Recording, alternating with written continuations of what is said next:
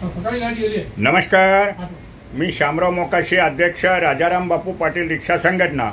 आणि आता महाराष्ट्रात आरटीओ कार्यालयात हा मोठा बदल होणार असून तो बदल म्हणजे पेपरलेस सेवेच्या मुळे राज्यात 2 तालुक्याच्या ठिकाणी एक आरटीओ कार्यालय आणि महानगरपालिकेच्या ठिकाणी एक कार्यालय अशी सर्वसाधारणपणे 250 कार्यालये बनतील। म्हणजे जिल्ह्याच्या ठिकाणचं जे एक कार्यालय असेल ते प्रादेशिक परिवहन अधिकारी कार्यालय म्हणून त्याला मंजुरी मिळेल आणि बाकी 2 तालुक्याच्या ठिकाणी जे कार्यालय होतील त्याला सहाय्यक परिवहन अधिकारी कार्यालय। सहाय्यक परिवहन अधिकारी कार्यालय म्हणजे तिथं तुम्हाला आरटीओ अधिकारी हे पद नसणार आहे, डेपोटी आरटीओ हे पद नसणार आहे। आणि ह्या ऑनलाईन फंक्शनमुळे संपूर्ण हे काम पेपरलेस सेवेनं हे चालू झालेलं आहे। जवळजवळ 70 सेवा ह्या आरटीओच्या घर बसल्या पेपरलेस सेवा झालेल्या आहेत। परंतु आरटीओचे दोस्त गुरु लोक बाहेर छत्री लावून टपरी लावून बसलेले असतात किंवा काही संघटनांचे प्रतिनिधी सुद्धा अगदी दलालीचे काम सरळ सरळ करतात आणि त्या आरटीओच्या शेजारी त्यांची कार्यालय आहेत, तिथंच पावत्या पडायच्या, शिक्का मारायच्या आणि काम करायची। परंतु हीच मंडळी जनतेला जागृत करत नाही, त्याच्यामुळं आरटीओचा भ्रष्टाचारही कमी होत नाही आणि त्याच्यामुळं आरटीओ अधिकारी सोकावलेले आहेत की गले लट्ट पगार असून सुद्धा गले लट्ट गरमागरम किस्से भरून घेऊन जातात। एक इन्स्पेक्टर दर्जाचा अधिकारी सर्वसाधारणपणे 70,000 रुपयेपर्यंतची लाच घेऊन जातो दररोजचा। प्रत्येक डेस्कला 20 ते 25-30 हजार रुपये ही लाच घेऊन जातली जाते। ही वस्तुस्थिती आहे। आता जर आरटीओ मध्ये आपण म्हणतो गर्दी गर्दी गर्दी, काही गर्दी नसते। आरटीओ कार्यालयात तेच चेहरे, त्याच व्यक्ती, तेच अधिकारी आणि पेपर मात्र एकाच्या हातात 10-12 पेपर मेजून सह्या केल्या जातात। प्रत्यक्ष पार्टी तिथं असते का?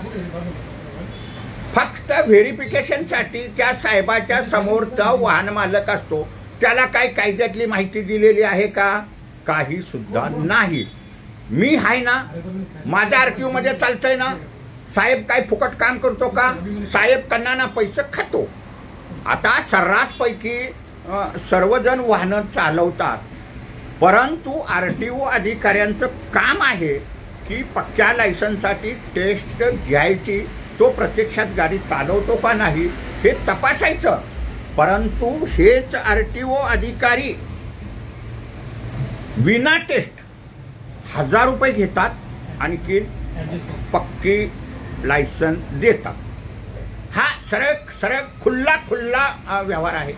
शिवाय ज्या आरटीओ अधिकाऱ्यांनी एक समांतर व्यवस्था निर्माण केलेली आहे, प्रत्येक इन्स्पेक्टर दर्जाच्या अधिकाऱ्यानं एक स्पेशल असिस्टंट ठेवलेला आहे आणि तो असिस्टंट त्यांचे सगळे पेपर घेतो।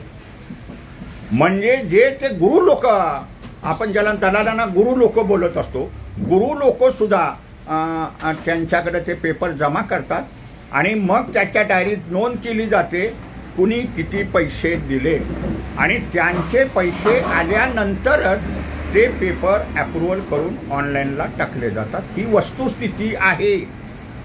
मग हा भ्रष्टाचारच नेमका का होतोय?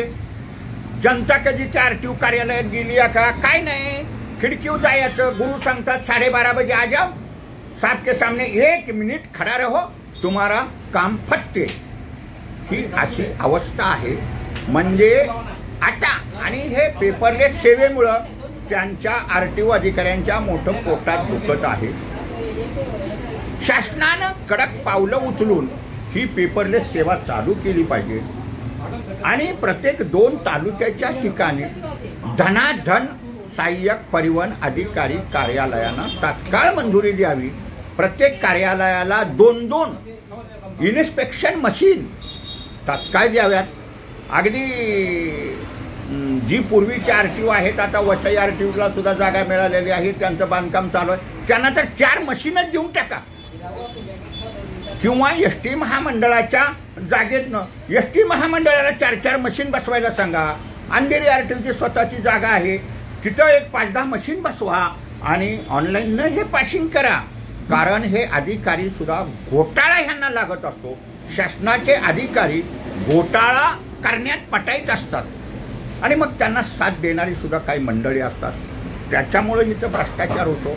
पण येणाऱ्या काळात सहाय्यक परिवहन अधिकारी कार्यालये जशी जशी होतील तशी प्रामाणिक इन्स्पेक्टर दर्जाच्या अधिकाऱ्याला सहाय्यक परिवहन अधिकारी म्हणून होण्याची त्याच्या नोकरीच्या कालावधीत संधी भेटणार आहे. कारण ज्या वेळेला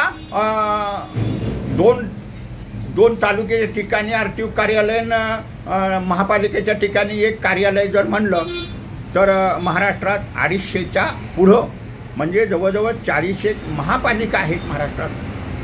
आता मुंबई महापालिकेत जरी 4 आरटीओ कार्यालयं असली तरी अजून तिथं 2 आरटीओ कार्यालयांची आवश्यकता आहे. म्हणजे आता मीरा भाईंदर नगरपालिकेसाठी महापालिकेसाठी झालेलं आहे. नवी मुंबई महापालिकेसाठी आरटीओ कार्यालय आहे. आता उल्हासनगर महापालिका आहे. म्हणजे तिथं कार्यालय होणं अत्यावश्यक आहे.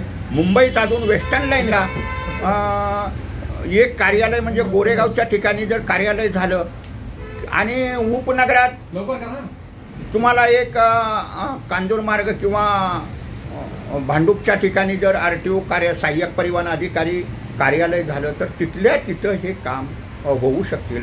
येणाऱ्या काळात शासनाला आरटीओ कार्यालयातील कर्मचाऱ्यांची भरती सुद्धा मोठ्या प्रमाणात करावी लागणार आहे. सुमारे 1,500 कर्मचाऱ्यांची ही शासनाला भरती करावीच लागणार आहे. शिवाय तिथं 500 इन्स्पेक्टर पहिल्या टप्प्यात हे लागतील. रस्त्यावरची जर वाहतूक व्यवस्था सांभाळायची म्हणलं तर अधिकारी हे रस्त्यावर हवे आहेत. आरटीओचे अधिकारी त्यांना वाहनं तपासणं, वाहनं ताब्यात घेणं, दोषी वाहनावरची कारवाई करणं हे त्यांचं काम आहे. परंतु कर्मचारी कमी ह्यांच्या नावावर हे एका जाग्यावर बसून कार्यालयात बसूनच दररोजचे 50-60 हजार रुपये मिळतात. मग ते कशाला बाहेर रस्त्यावरती जातील? बरं, बाहेर जरी रस्त्यावर तपासणीसाठी गेले तरी ते काय शुद्धीनं जातात का? तिथं बी ह्यांचा झोलच असतो. पण शासनाला पहिल्या टप्प्यात 1,500 कर्मचारी आरटीओ विभागासाठी भरती करावी लागणार आहे. तसं आपण मुख्यमंत्र्यांना 2-4 वेळ पत्र बी दिलेले आहेत. आणि तुमचा इन्स्पेक्टर दर्जाचे अधिकारी 500 लागतील. 500. आता वाहनांची संख्या जरी वाढली असली त्या आरटीओ कार्यालयात आता ड्रायव्हरांची संख्या ही एसटी महामंडळाचे ड्रायव्हर ते वर्ग करू शकतात, केलेले आहेत. म्हणजे ड्रायव्हर पदं जरी नाही भरली तरी चालतील.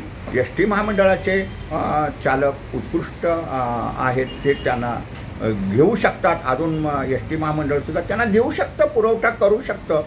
पण येणाऱ्या काळात वाहतूक व्यवस्था सुधारण्यासाठी शासनाला धडाधड अशा सहाय्यक परिवहन कार्यालयांना मंजुरी देणं हे गरजेचं आहे. वाहनांची संख्या वाढत आहे, ऑनलाईन हे काम करायचं आहे आणि नेमकं अधिकारी ते करत नाही.